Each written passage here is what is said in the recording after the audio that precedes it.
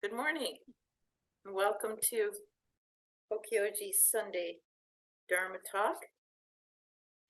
This morning, we are very pleased to welcome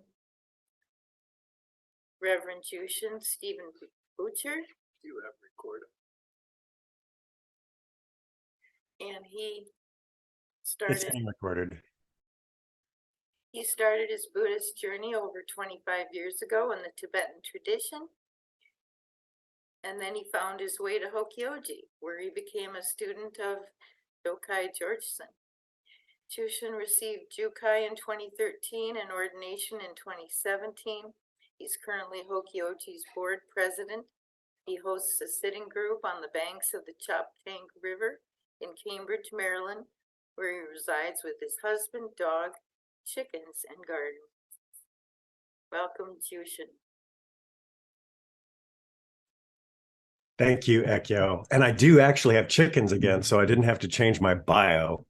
The last egg layers went to, they went over the Rainbow Bridge. And so we have a new batch. They're just 3 weeks old, so it's kind of fun to see them. They're going to hit their gangly teenage years here soon. So good morning, everyone. It's starting to get a little toasty here in Maryland. We had a really nice spring. We very rarely get spring, but it's going to be 87 today. And you might share a few kind thoughts. We're having a half triathlon today in Cambridge. And so those poor people are riding, 50 miles on. They just swam this morning. I think they swam 4 miles. They're biking 50 miles, and then they end up running 13 miles. So hopefully that all works out. All right. So the title of my talk today is Making the Invisible Visible.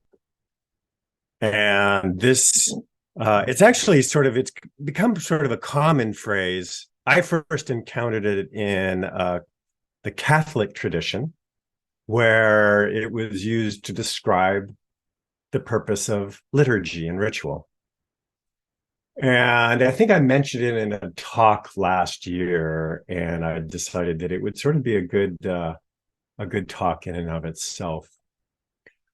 I was looking there's actually very little written about liturgy. One of the people I did find who had written about it was John Lori. He had 2 books, The 8 Gates of Zen and something along the lines of bringing practice to daily life. And in each of those books, he had a chapter entitled Making the Invisible Visible. And I thought, oh no, I've been scooped. But then I looked on Wikipedia, and he was Catholic, so he got it from the same place I did. So we just had a few weeks ago now at Hokyoji, we had the Just Sitting group, which bills itself as no just sitting, no liturgy, nobody telling anybody what to do. I forget what the other bullet points are.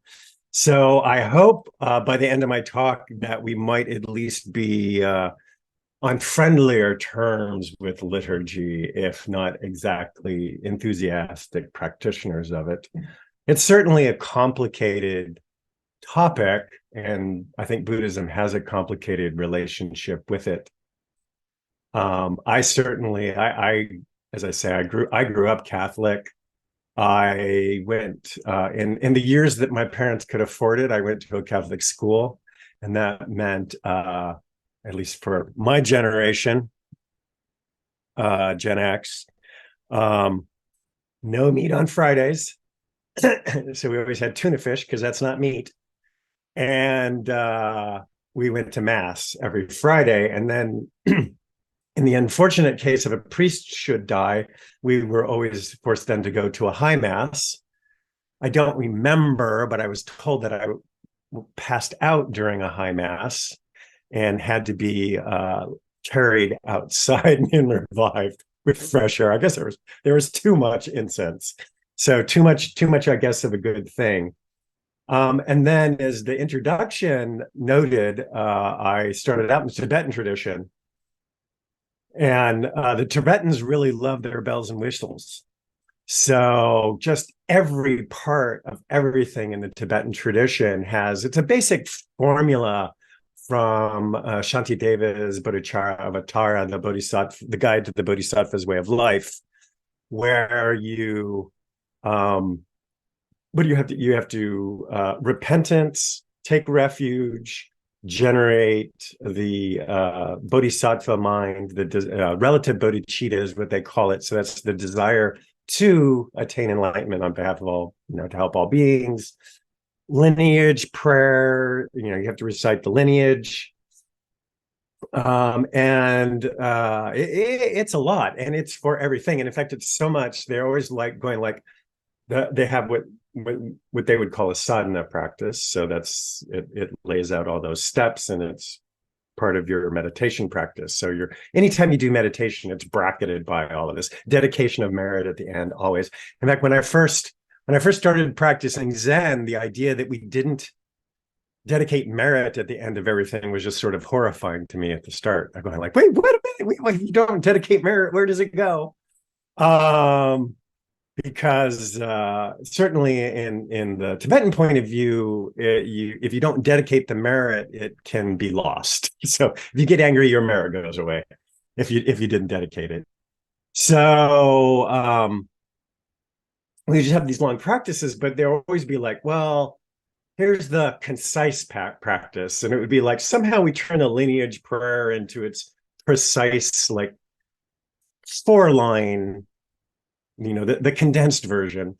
And then there's always the pith version, and then it's like, oh yeah, this is just 1 line for each part. So even then we sort of liturgy was something, it's like, well, sometimes we need to like condense it down, but it still was very much part of a preparation for practice, and then sort of bringing back out of practice. And then I came to my first session, the Great Sky session at Hokyoji. And, I was, I had never practiced before in the Zen tradition. I just showed up for a session like you do. And, I sort of, it was less. So that was good. It was less, but I was still, like, eh. And especially with,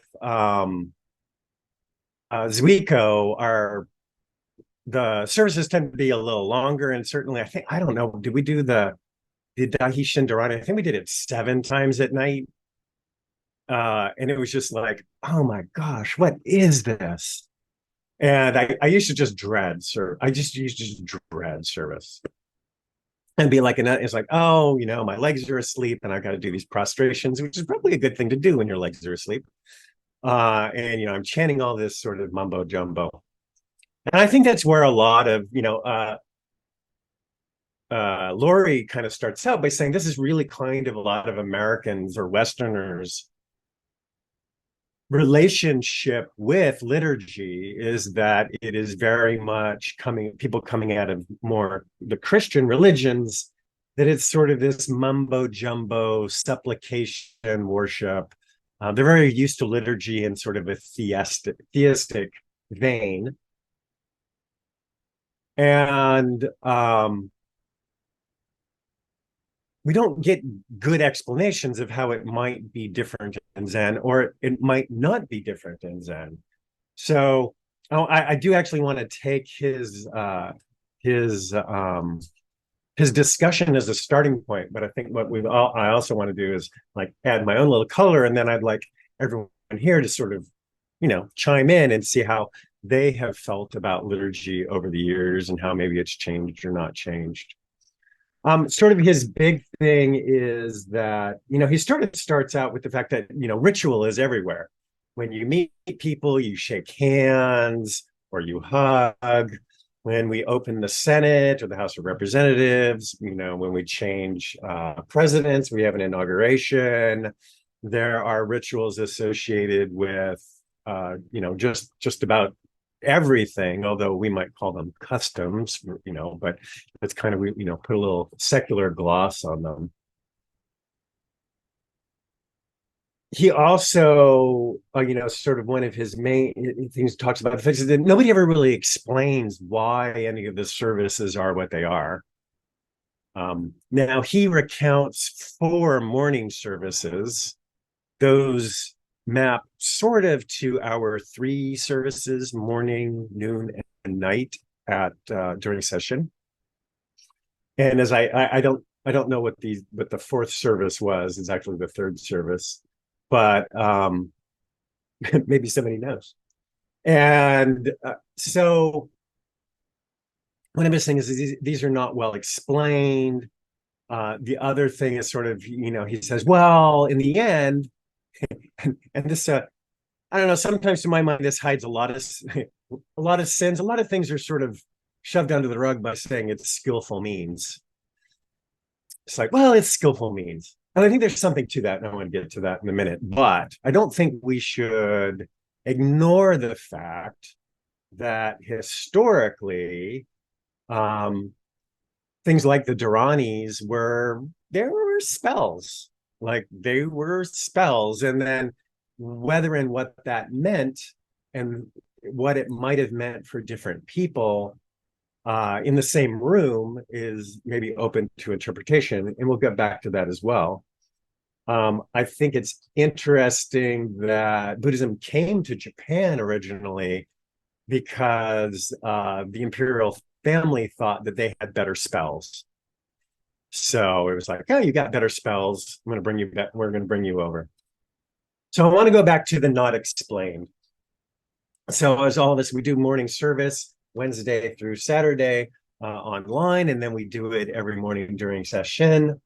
And so morning service is dedicated to Shakyamuni Buddha and our identification with him.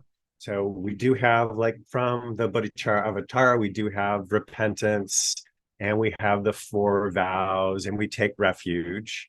So we only get to, well, thankfully, we only have to do that once during the day, where in the Tibetan tradition, you do that every time you start practice.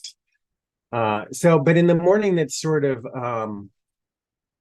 he especially identifies with expressing gratitude. So we're expressing gratitude that the Buddha just didn't go, well, I got what I was looking for, so long, suckers. And that he continued to continue to teach. And for the noon service, that's dedicated to the lineage of teachers from Shakyamuni Buddha to the present. And the importance there is that, you can only learn so much from books. I mean, I teach secular things during the day. And it's very different to read a book on even just doing data science than me showing somebody how to do data science, how to analyze data, or actually doing it yourself and then having somebody able to correct you. And I don't think Zen is not very much different than that. Like, you can read a book about it, or you can have a living teacher who can sort of help you with questions that you have and make sure you're doing the right thing. And answer your questions, assuage your doubts, help you through difficulties, and also adjust the teachings to sort of our present time. The Nikayas are great, but they're from 2,500 years ago, and not quite everything applies exactly the same way. Although surprisingly, a lot of it still applies. So human nature hasn't changed a whole lot. And then the evening service, what we would call the evening service, is for healing. And it's for those gravely ill, those who have died. And at Hokyoji, we include all living creatures who have died to support practice at Hokyoji. And that's also part of sort of a communal thing. It's interesting, and I see this, and I don't know what the official word is, but I was watching Brad Warner give a talk on this once, and he used to not be very big on ritual liturgy. He's gotten a little bit more in that direction. Um, but for things like when we put names on the list for the Kanzeon and for the Daishin Dharani, it should always be people we know. Shouldn't be an abstraction like the people of the world, or those can all fall under our bodhisattva practice, but it should always be for people we know, people we have a connection with. So that's sort of the explanation. So these are what we do. These are what these rites are. Of course, we have all other kinds of rituals for the stages of life. I know in the early Christian church, there was only one sacrament, and that was communion. And then I guess eventually the Roman church decided, like, well, we're going to need a few more. We're going to need a few more sacraments. We need more rites for the different stages of life. So we have birth, marriage, death, priesthood ordination, and we have a lot of the same things in Buddhism for various reasons. Some of those we're backporting them from Christianity, but others we do have for birth and marriage, death. When we closed the old tea house, Dokai did an eye closing ceremony for it. And that kind of comes a little more probably out of the Shinto part of Zen Buddhism, but I think that's important. And of course, we have jukai and shukotakudo. So we have these important markers in our life. Liturgy can also be part of an expression of common identity. It's like we're not all worshiping something greater than ourselves, but it's just us. We're it. We're the beneficiaries collectively of our collective practice. This is one thing that's a little odd practicing online when you're the doan, because you can't hear anybody else. So you're the one who's on and everyone else is muted. So it's a little better when you're like if you're just sitting, or the doshi, because then you hear the doan in you. I think that this community aspect of it would actually I noticed it a few times. One of it is I try to harmonize with people. And then I get sort of distracted when I find who the doan is somebody that I can't, like, my range is not big enough to harmonize with them. I go like, oh, this is really hard. But the other part of it is I find a lot of times I don't actually know the chants until I'm in a group. And this actually happened. I won't name the other parties, but we were Tenzo. I was Tenzo at the 2022 winter practice period, the third week. And we just all forgot the Heart Sutra at the same spot. And we're like, and then we picked it up again. But I find it's a little strange. I find that just having done it for so long, that the words just sort of come back when I'm in a group, even the Japanese for taking refuge and stuff like that. But I don't, like, if you were to ask me right now what the either the repentance or refuge verses were in Japanese, I think I remember that ho is sangha, I think, or so, maybe so is sangha. But it's like, I don't know. I don't remember, but somehow it all comes back when I'm in a group. And, in this way, it's sort of like liturgy it becomes dancing. Like the goal is the experience itself, the experience together of doing this.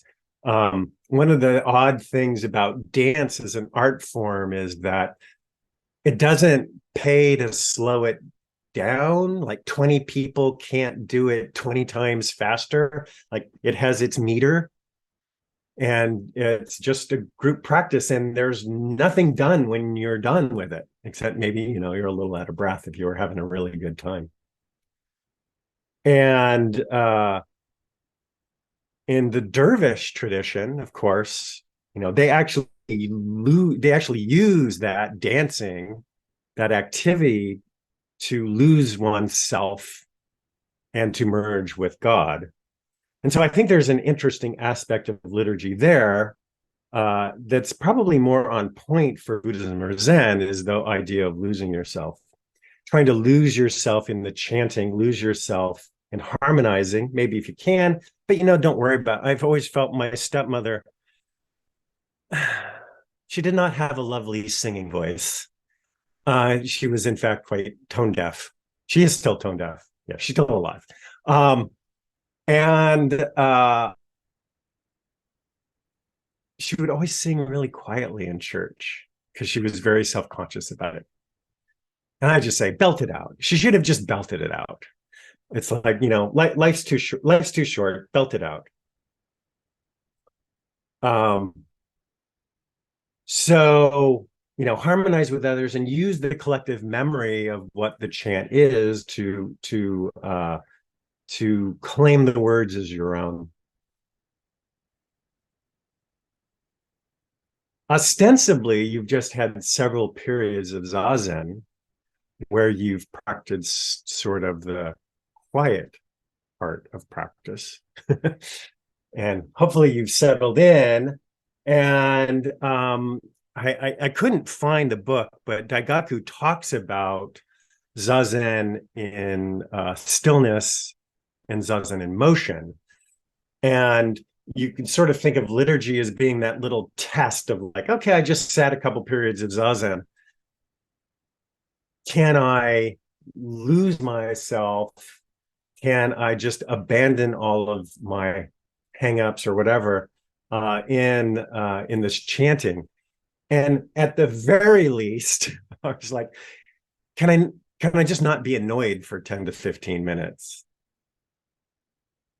You sort of want to think about yeah, I mean, so the purpose of zazen is not to sort of arrange everything in a neat little space, and that it should have I know we don't talk about it, but it's its own thing, but hopefully it's making other changes, and that should carry on into the liturgy practice.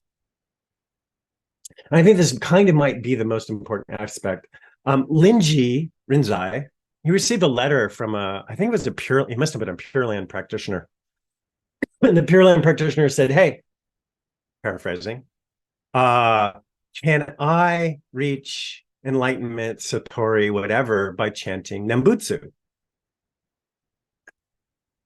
And Linji said, sure, but you have to pick what you want out of it.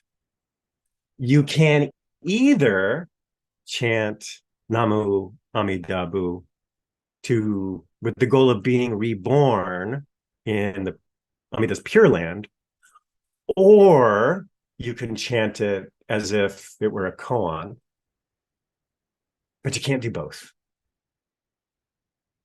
You can't be supplicating Amida and also practicing, let's say, non-duality, whatever that means, or trying to lose yourself. And I think that I think that's the same with the liturgy. Of course, like all such things, you have to practice a little bit if you know the words. If you're always so worried about getting the words wrong, then it's going to be harder to practice in that way. But I think that's broadly applicable to all of liturgy. I mean, some of it's hard. It's nice that it's these things simultaneously because you're not always in this space. Like, so I remember when I got married, 10 years, we're coming up on 10 years official, and Tonin officiated. So it was a wonderful Buddhist wedding. But I mean, I wasn't going to practice I don't know. For those of you who got married, I'm sure you remember your wedding day probably is an out of body experience anyway. When there are so many guests and you're nervous about what's going on and getting your tuxes right, and did the flowers come, and is the catering going to be any good? That really, it's not necessarily the time to practice non-duality, but it was a good rite of passage. So I'm going to leave it there because I want to hear about other people's experiences with liturgy and why and how maybe people, you still have hangups about it, or how people might think about it differently.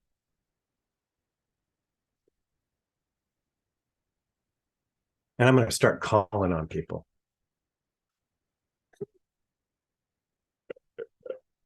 I want to see how many pained looks I see. All right, Bo. All right, I guess thanks for the talk, Jushin.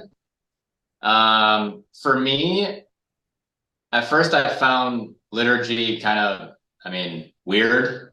Like my first time at a session, like not really sure what was going on, and kind of found it weird that people were bowing just in general. But the more I do it, because I've been doing a lot of, Vipassana retreats, and there's not much liturgy, and I found it's made me more devotional. Like I like when I sit by myself, I do 3 bows at the end, and I just enjoy doing it. Like I don't have technically any reason to do it. I just do it out of habit from our morning service. And so I wouldn't, before I would say Zen practice, I would not have considered myself a devotional person, but after doing it so many times and doing it frequently enough, it's like, oh yeah, I actually enjoy that part of my practice. So yeah, those are my reflections. That's cool. I read a book. It was the Shamanic Origins of Buddhism. It was specifically referencing things like the Buddha touching the earth as witness on his enlightenment. But he was also talking about kind of prostrations as being a humbling, not bowing in front of people, but throwing yourself at the earth, like hugging the earth kind of thing. I don't know if that's exactly the right word. And that always helped me with prostrations. And I was like, yeah, I'm just hugging the earth. Give the earth a hug this morning. Yeah, I like that. Yeah. Although this last winter practice period, there's a lot of hugging going on. Anyway, it was like, hey, yeah, okay. Especially that noon service. Anyone else? Rushin? Yeah, you can't. I got so much to say about this. I don't know. I do 9 bows every morning because that's what Suzuki Roshi advised, and it's like it just puts you in the right position. I mean, you got to be humbled, right? And then I also, before I sit, because Upaya makes a big deal of every time they go to sit, they want to know remember your intention. Remember your intention. So I invoke Kanzeon when I sit, just to put me in a relationship with Kanzeon, because I can use that. And then at the end of sitting, I do the Kanzeon 5 times in Japanese and once in this really bad translation from MZMC to start my day. So and I think some of that is because I sit alone at home. I want to make sure my practice has some structure, because it's easy at home to lose that, and I relate to structure. So that's one big confession on how I relate to liturgy, which I would have never expected, except, I went through a lot of stuff that made me have a pretty close relationship with Chikanzeon. So there's that. And then Kim and I both went to Just Sitting, and I think Kim and I we're kind of on one fringe of of the Just Sitting group. But I would say the Just Sitting group, as from my reflection, are made up of people who got really messed up by Catholic liturgy, and also people who don't like being told that they're doing something wrong.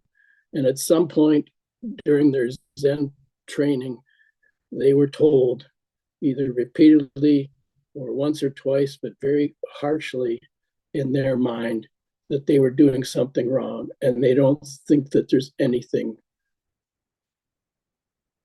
There was no justification for that.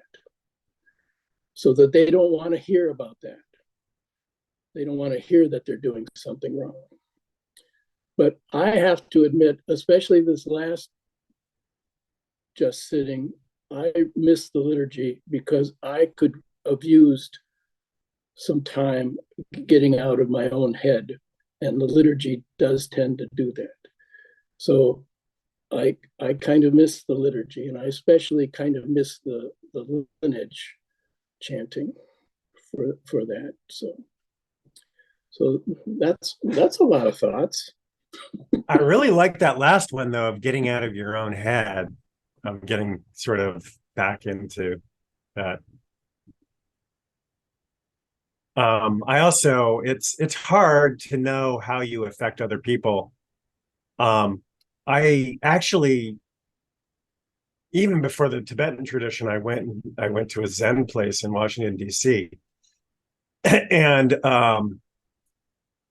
we sat, I don't remember very much about it. It was a long time ago. But at the done, we did like hugging. And somebody said to me, "You hug too hard." I think I've mentioned this before, and I never went back because I'm a little on the spectrum, and you just can't say that to people who are autistic. It's like, okay, bye. I'm not. That's my answer to that. So yeah, it's hard to know what is gonna like.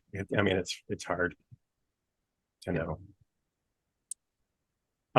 Marilyn or John?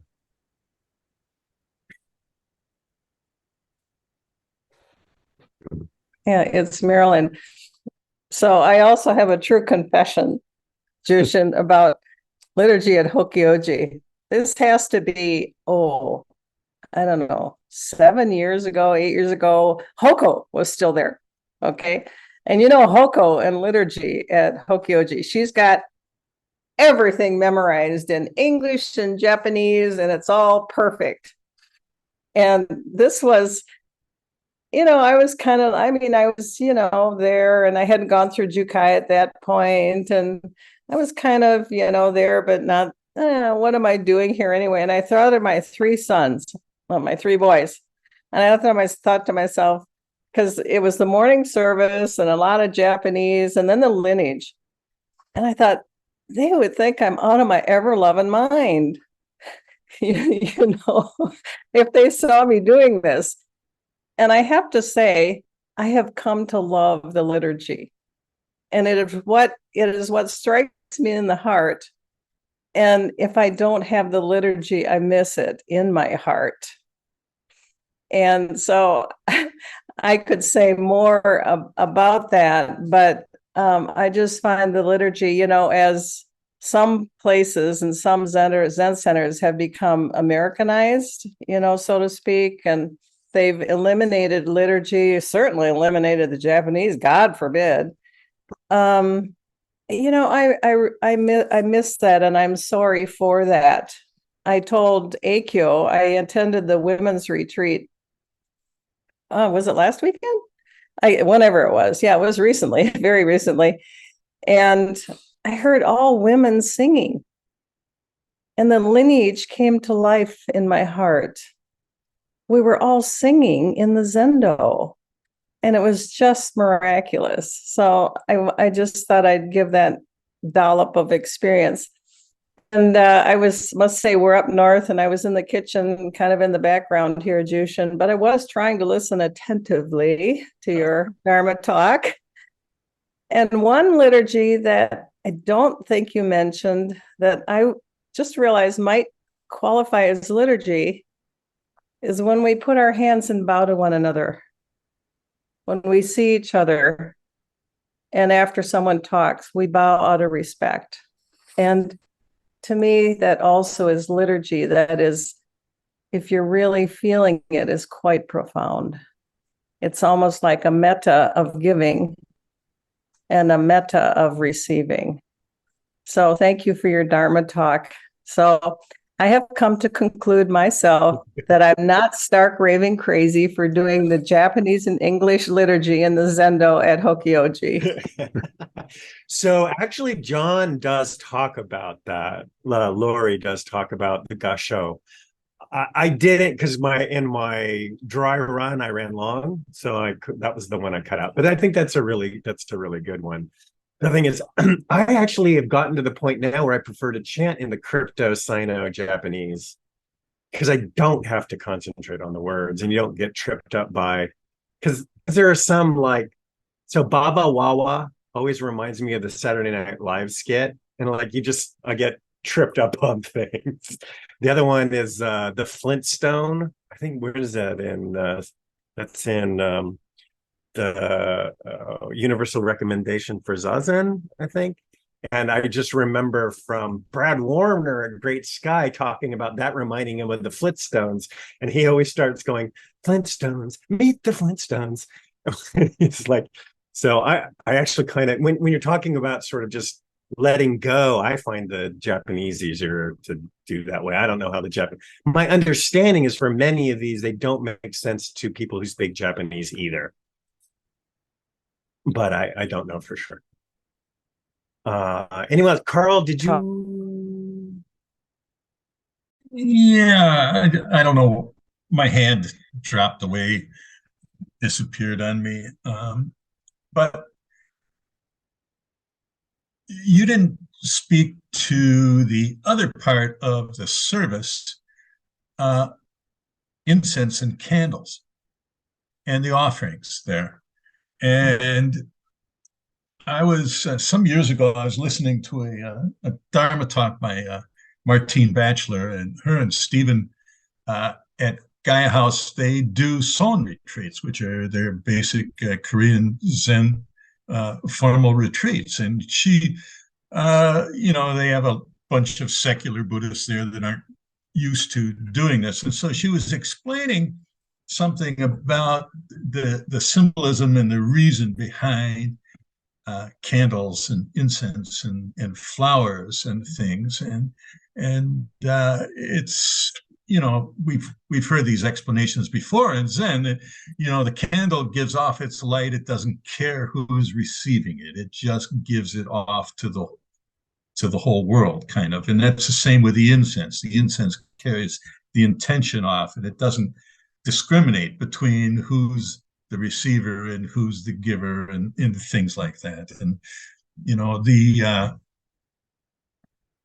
there are quite a few years that, Dokai and I and, Karl Kaczynski or Hoko, we would be sitting in the Zendo, and I was Doan for some years there. And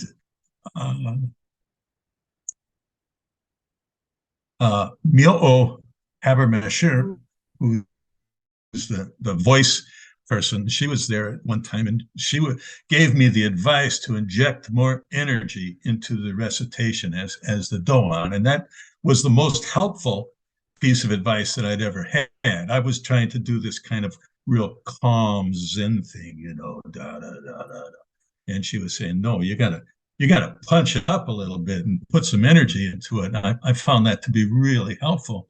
But the whole thing about the prostrations and the recitations and all of that, first of all, it's connection to tradition, that we are appreciating the tradition that has handed this down to us over centuries of time, because the people took their practice seriously. And the other thing with the full prostrations or the gashos, it doesn't matter. It seems to be a manifestation, at least for me, of appreciation and respect. And it's just, we've got this thing that's over 2,000 years old. It's been handed down to us from generation to generation, and we have the Dharma to work with, and it's because of the people that have passed that down to us over that period of time. And so, I felt very comfortable with the bowing and the chanting and the things. I mean, the Daihi Shindarani, I mean, I saw a bunch of Dharanis. There was the one for the healing of hemorrhoids that was a actual thing. And somewhere I've got a copy of that Dharani. But I can discount the magical properties of the Dharanis, and yet when we chant the Daihi Shindarani, there is an energy and some kind of power to the way those sounds are connected to each other and the energy that you put into it. We would finish that off at the end of the night on the evening sitting, and I'd be walking back to the yurt, and the whole thing would just keep going around in my head. It was quite powerful. So anyway, that's all I got to say. No, that's a lot. I mean, and I think that Stephen Batchelor talks about it also in terms of just, the smell of incense and everything can put you in a right space. Like you're coming back to that right, that particular space. The same way, Rushin is talking about preparing, how chanting Kanzeon gets him in the right space for sitting zazen. Also, the incense and all that can help as well. I think it's more of a Rinzai tradition thing, which I do kind of miss a little bit. But even things like, and maybe the instructions are just, I don't know, maybe I missed the instructions one day. But the bells at the start and end of zazen are not merely time markers. That is the non-duality, that the ringing of the bell is the non-duality. It's setting the tone literally for your zazen. I think in Rinzai they talk a lot more about energy work, and also that the person ringing the bell they should be spaced at breath lengths. It's not a race. You're not trying to okay, zazen started, boom, boom, boom. That it should be measured and letting the tones ring out, and that's literally setting the tone for zazen. So there's a lot of packed in the Tibetan tradition. They have the multi-armed deities, and they're wearing different things, and they have different heads, and everything has a meaning. Sort of got to the point where it's it was too much to unpack. If you have to remember, it has 7 heads because of the 7 stages and this and that. And it's it's a great mnemonic maybe for the old days, but I found sometimes it got in the way. So I'm wondering sometimes how it's like the gatas. So I don't, John Daido Lori, maybe somebody knows better than I am. I checked Shobo Genzo and the Dogen's extensive record.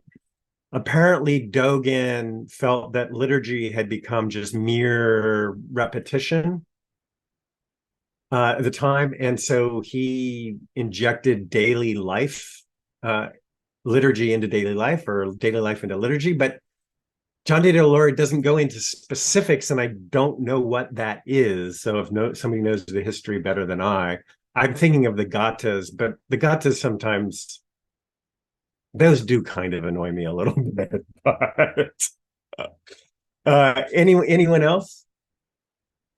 Surely Dokai has something to say about this. Well, surely I do. But what I'll say is, keep it. Let me just check the time here so I can keep it brief. We have 15 more minutes. Yeah, okay. Well, I don't want to use the whole 15, but so most of you know I spent a considerable amount of time practicing in Japan, in formal temples and monasteries. And what I've done at Hokyoji is, all of you know, we like during Sesshin, we have 3 services, not counting the end of the night, whatever we do at the end of the day. And what we do in a day, during a Sesshin at Hokyoji, is what we would do in the morning, one service. So that service was an hour long in the morning, more than an hour actually. And then you would go do another service by yourself, which is kind of a personal service to your own lineage, to your own teacher from Keizan onward. And you know that we go through the Katagiri Roshi lineage. And a person like Daigaku or Reiren who's there, those are not their teachers. You know, it changes after Keizan. So in a Japanese monastery, you have people coming from all different kinds of lineages. So they go do their personal service for their own lineage after Keizan, downward or upward or whatever. But for me, that was too much.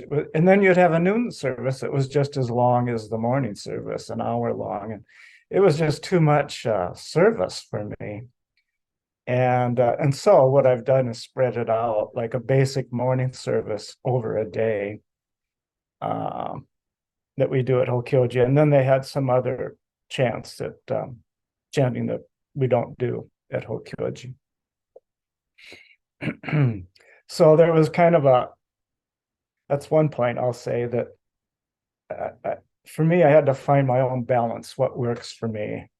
I can't lead a practice that doesn't work for me. So for me, that the amount of service we do at Hokyoji works okay. It's not too much, it's not too little.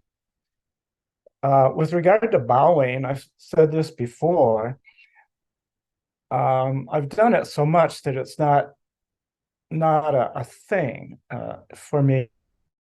What I do notice, well, first of all, what I've noticed in these latter years, it feels good for my body, you know, after having sit still, to move it, you know, like that, just feels good, you know, after sitting perfectly still for whatever time we do.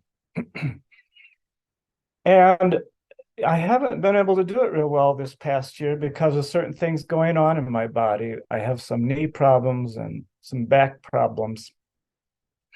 And then more recently, after my COVID experience this last January, now I have pretty severe vertical problems. Like things spin if I'm changing my head around. And so that's another issue I have to be careful with. I haven't actually been able to get into a specialist yet to address it. But so anyway, that's a little, I miss not being able to bow.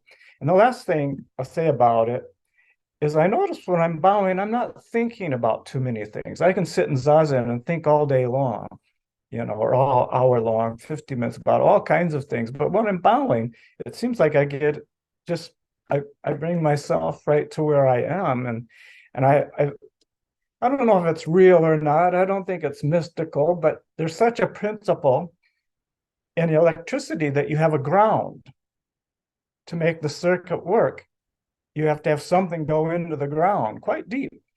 And for me, it feels like when I put my head on the ground, I'm neutralizing the circuitry is just sort of gets cut off or something, like the earth just grounds it out.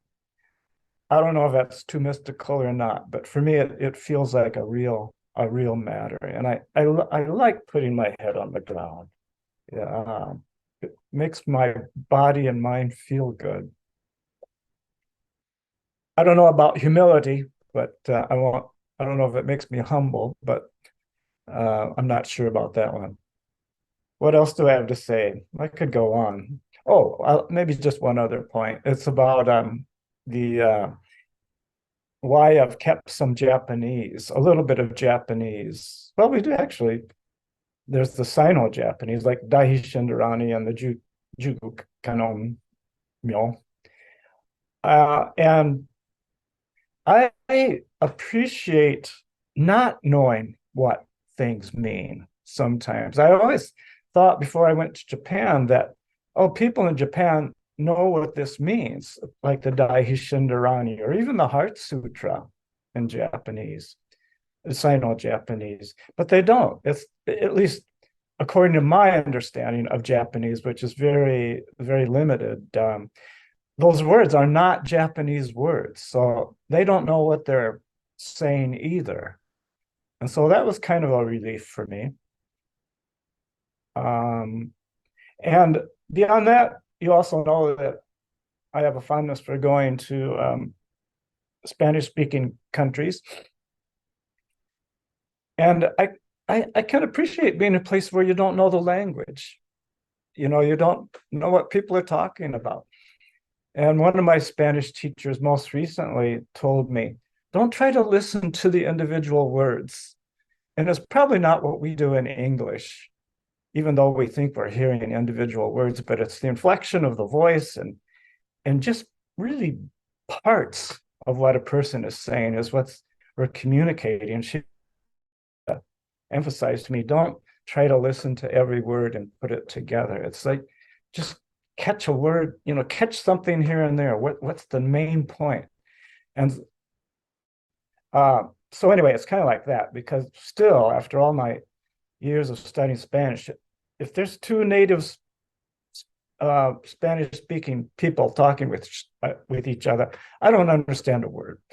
You know, I still can't grasp it, except maybe every now and then.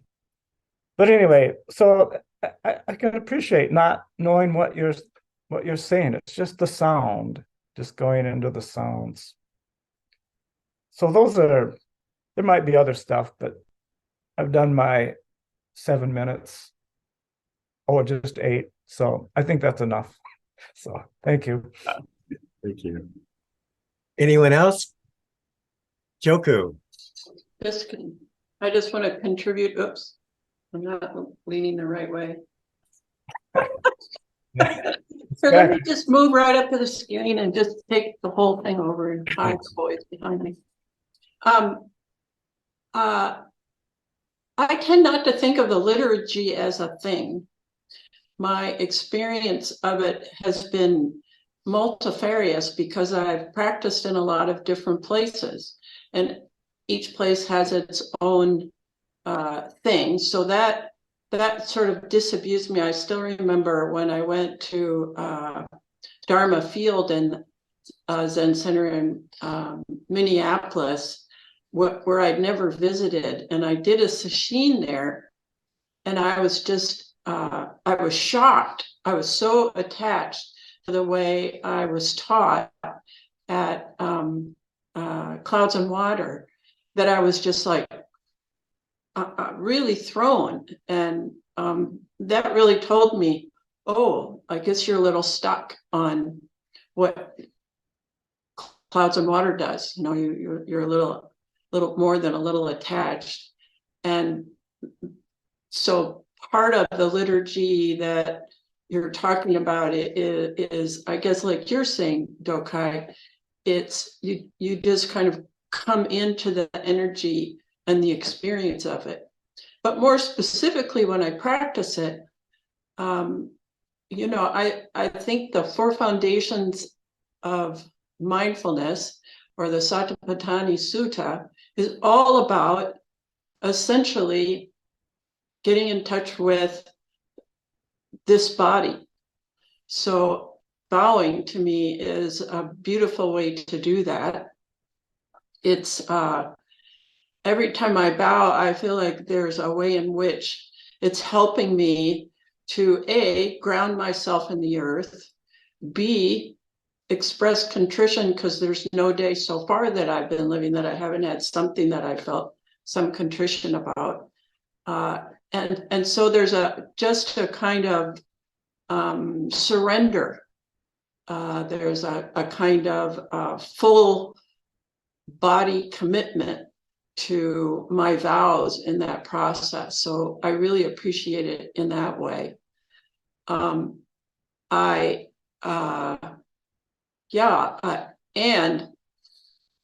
was just recently, right now, I'm looking out at the bell tower here, and I've been taking photographs because Jushin and Aaron are saying, give us photographs. And I kind of smile when I look at the bell tower because it's listing slightly, so, and what came to me was, it would be great to maybe have a photograph of it listing and say, like underneath it, something like, is your practice sliding?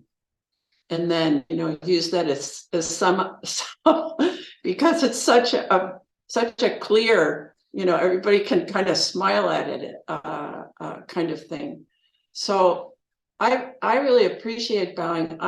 I have had years of being very nervous whenever I'm being doshi or doing the liturgy. And it's really been a wonderful practice to grapple with that as a way of just letting go. So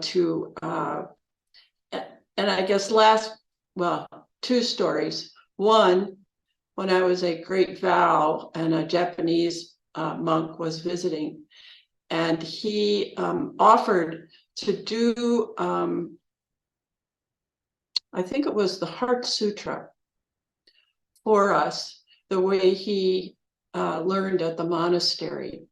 And we had a taiko drum on top of a stand. So that was just a little bit above his forehead, and was out in the old elementary school hallways, which had beautiful echoes. You could chant in them, and it was, so he went out there and he did the Heart Sutra 3 times in a row. And he did it while he was striking the taiko drum. And it was like he was a volcano. He just pulled all that energy in, and he gave everything. There was just no speck of him that was not involved. And I get goosebumps every time I remember it. He was dripping wet when he got to the end of it. So I thought, that's a whole different way of understanding and experience liturgy. That's cool. Neat. Aaron, Ekyo, Mary, or John Kamen, or Kim. Any parting? We have just a couple minutes left if you have a comment. It's the teacher in me. I keep track of these things. And also Alex, you did not escape my notice. Well, for me, Dozen. at this point in my life, being 75, it's tough for me physically in terms of, sitting on the chair, which is fine, or the Zaza bench is fine. But then to do the service in the morning with just a cushion is very difficult physically. So I really don't appreciate it that much, and never really have. However, what I really like is the oryoki, the whole ceremony for oryoki. Just amazing to me, and still every time it's just spectacular. I just feels very deep, and so that means very meaningful for me anyway. Yeah, that's about all I have to say. I love oryoki. I think I mentioned this before. I get so melancholy, which you probably shouldn't do, at the end of sesshin, the last time you do your bowls. Like, you make the announcement, like, pull your bowls apart if they're Hokyoji bowls. And I go, oh, it's the last one. Mary? Okay, I have a quick comment. I've so appreciated all of your comments. In this group, in terms of experience, I'm, I'm listening to people that have been doing this for many, many, many years, practicing Buddhism. I have not. I have had the benefit of talking to my husband for many, many years about Buddhism and understanding a lot through Paul, and therefore becoming very familiar with Buddhist, tradition and sessions and sitting and chants and all of that through Paul, and only recently have really started to do this myself, and doing the reading and such. So with liturgy, but what I'd like to say is this: liturgy is a hot button topic, for those of us not just Catholic, but from religions that and Protestant religions to denominations that are rigid in their liturgy, and rigid in the sense that it's a liturgy. You're not ever encouraged to ask questions, to question anything, and so when you come from a long tradition of being in a religion that doesn't, and it's not across the board, but for many people, that you feel almost punished or shamed, you can't ask questions, you're wondering, it's hard to make it's difficult to make a transition to Buddhism without filling your mind with, for example, bowing at the altar in the Zendo. I still have, it's going to take me the rest of my life, and it's fine. I mean, I'm going to have this wondering what it's better now. But what am I bowing to? Is Buddha a god? And is this now I know, because I've gotten, I know it's not. But for the women's retreat, which I have gone to for many years, and in fact, I was just at the women's retreat, I have brought friends who are Christian, because I've said, oh, you just got to come. And, you just sit, mindfulness meditation. And I had one friend about 5 years ago who on the car ride home, she said, what's all that bowing? I mean, is Buddha God? Are we, she was really quite confused by it all. So here's my suggestion, and it's not, this is, and I tried to explain the best I could, but I think what is appreciated is at times it's important to just say simply what liturgy is and what liturgy is not. If you're with people that are maybe new to Buddhism and really trying to figure this out, this is, simply, I don't know if that makes sense. Yeah, it makes perfect sense. Yeah. We should be I'm speaking for the newbies. the newbies. Yeah. Yeah, the people that come in here, this is simply what this liturgy is about. And people will take that and what it's not. That's it. Thank you. Thank you. Well, I think that's it, right? Yeah, Ekya. You're going to take us on home? You're muted. Okay. Okay, let's see. My view is still on you, but that's okay.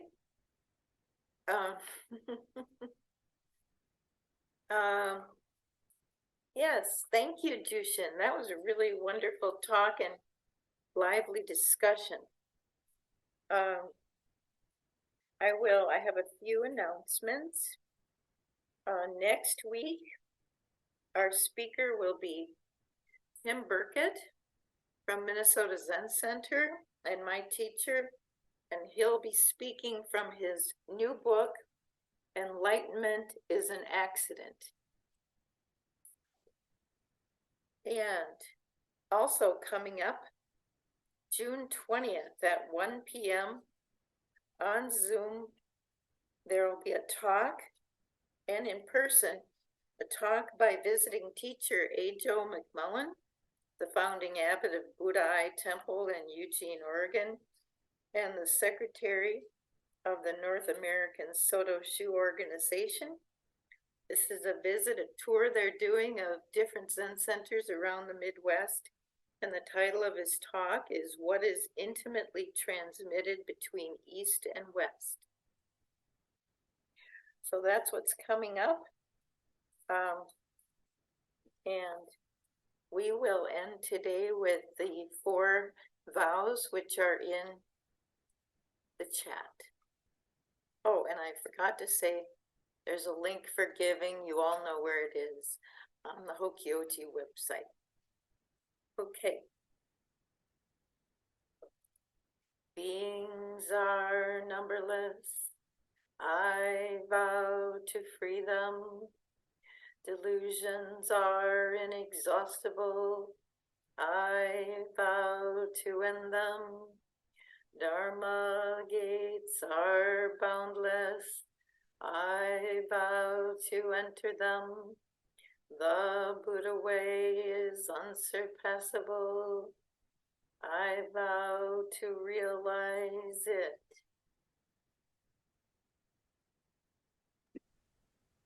Okay, you're done.